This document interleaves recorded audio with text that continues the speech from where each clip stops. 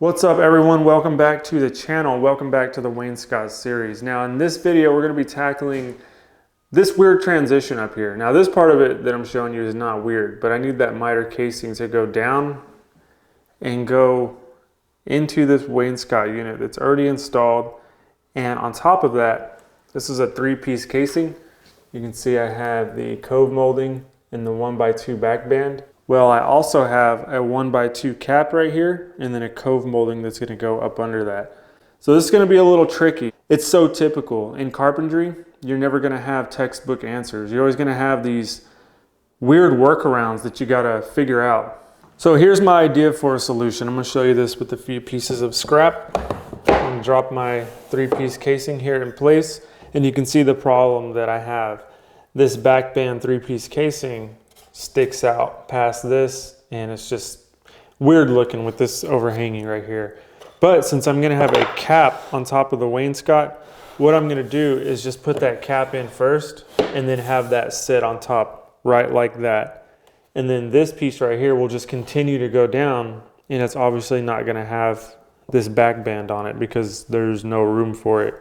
It looks kind of funny right now with these pieces of scrap, but when I put it all together, you'll see what I mean. And I think this is the best solution. All right, guys, it's been about an hour and a couple tries later, but I think I got it. I got my 1x2 cap here, and that is slightly adjusted to make this thing work because my casing doesn't go all the way up against the wall.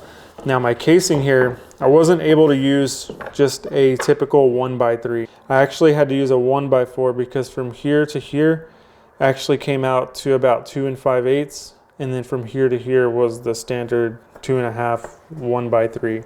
So I had to rip this from a 1x4, cut the notch, and then I nailed the back band on right here already because obviously if I install this, there's no way I'm getting a nail gun in such a tight spot back there. So this thing will just fold onto here. I've already done this once, and it came together nicely, like about like that. I'll kick the bottom in here. So like that. And then we'll also have our cove molding that comes down in the back band, just like on all our other casings in this install. And then we'll have also a cove molding that goes up under our cap here. So all in all, once I nail this in, it'll be a nice smooth transition, and it'll take a weird situation like this where you have all these parts coming together and just make it look decent. So again, very typical. With your installs, you're never going to have like a slam dunk where you don't have to work around any weird obstacles.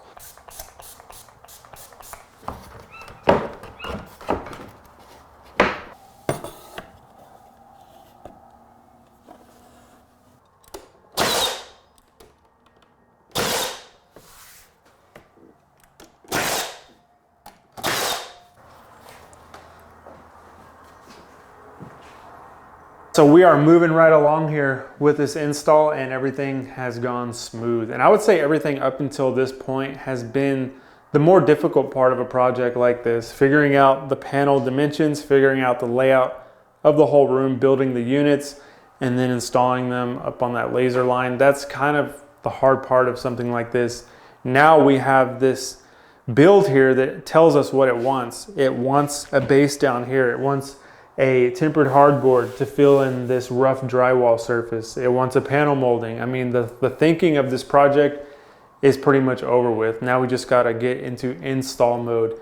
And with that, the next piece we can put in is the 1x2 cap. And you saw me do this already over here where I did the transition, which I'm really happy with. And oh yeah, this right here, this gap is consistent all the way up the casing and between the wall. It's like a 3/8 gap. It's consistent all the way up, and that's what took me long on that thing. I had to rip it out of a 1x4 like I mentioned, and I wasn't able to just use the 1x3 like I did on all these. But it came out good. I'm happy with it, and I'm happy to move on to the trim. Now the only piece of trim we can do at this point is this 1x2 cap, and this 8-foot piece is the only piece of 1x2 cap that I have, so I'll have to go get more of that to complete this room. But if I show you on one wall, I kind of showed you on all of them because it's pretty self-explanatory and basic. You just set the cap right on top of the top rail and then nail it in with 18 gauge brad nails.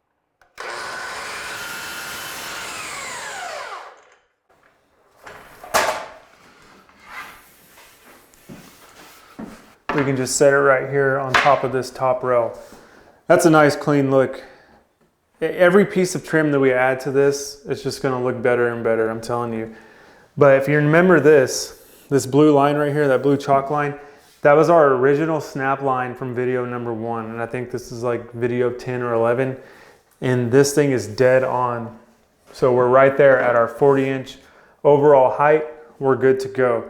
One other thing I'll mention about this cap right here is that since it's so thin, you can use that to your advantage. You're always gonna have uneven walls. So what you can do is like apply pressure and then nail it down. So like right here, there's kind of a slight gap, but if I just push up against it and then nail it down, it'll hold tight. What? This is my Levi. And then shoot, and it's gonna hold. It's gonna have that pressure and that flexibility to do that. Another thing I can do here is to keep this flush right here. I can nail through this back band and into the 1x2 right here just to keep this flush. So like this, I'll make sure it's flush. And now that's gonna hold tight right there.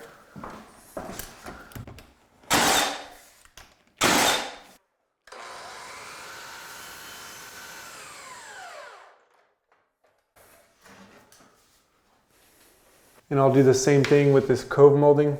I already have my mitered end over there in the corner. And then I can just mark it over here.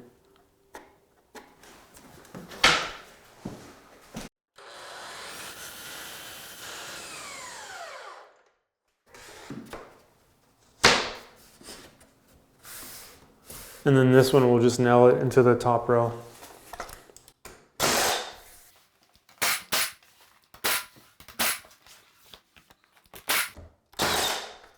All right, that's it. It's literally that easy to install our cap assembly for this. And I wish I could keep going, but I don't have any more material, so I'll need to go get that before I continue on. But if you've seen this, you've kind of seen it all. And you've seen it over there where I did that transition. Next time you see this room, I'll go ahead and have the rest of this cap put in, and then I'm going to orbital sand all these joints, and then tempered hardboard and panel molding will probably be the next video. So again, thanks for watching this video. Thanks for watching this series. I really appreciate it. And let me know if you have any questions in the comments below, and I will see y'all on the next one. Take care.